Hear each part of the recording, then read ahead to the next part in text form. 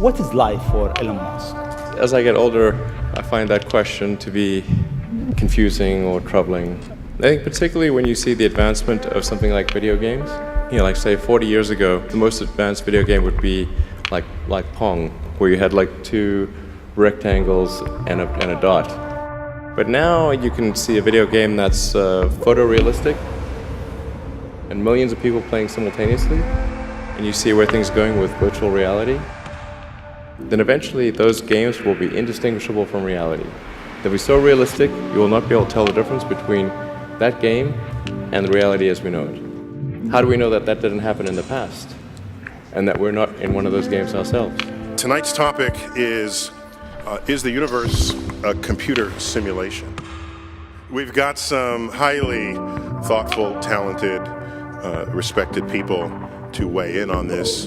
The more I learned about later on as a physicist, the more struck I was that when you get deep down under the hood about how nature works, how can I be sure that this mathematical reality isn't actually some kind of game or simulation?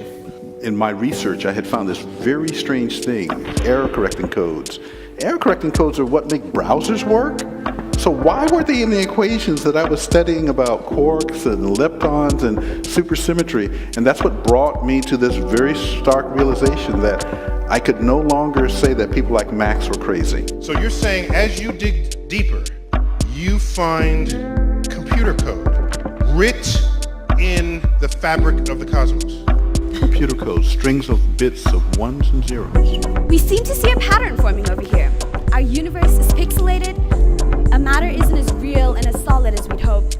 Our reality can be shut down, and we are ultimately informational, virtual beings so comparable to a computer program that it isn't a big jump to accept that we are possibly, no, we are probably living in a computer simulation. You sold a gun to a murderer so you can play video games? Yeah, sure. I mean, if you spend all day shuffling words around, you can make anything sound bad, Morty.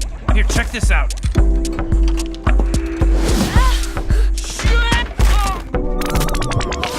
What the hell? Whoa, where am I? 55 years. Not bad, Morty. Where's my wife? Morty, you were just playing a game. It's called Roy. Snap out of it. The guy who really started forcing scientists to take this a bit more seriously and gave this idea a bit more scientific street cred, I think, is Nick Bostrom, my fellow Swede, Nick Bostrom. We are almost certainly living in a simulation.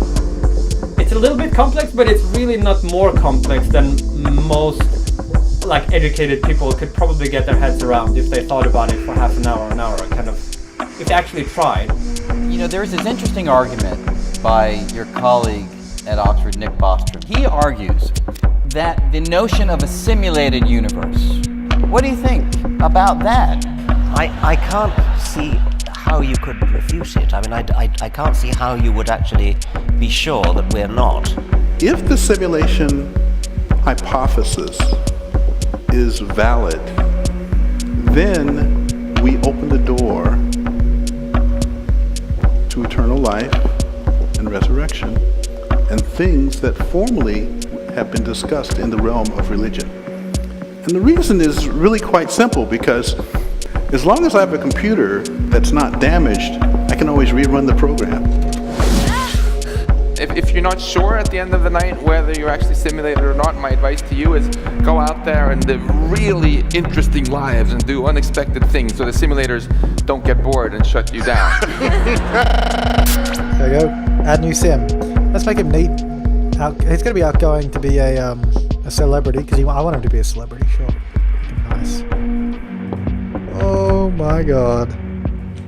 That is freaking hilarious. What are you doing?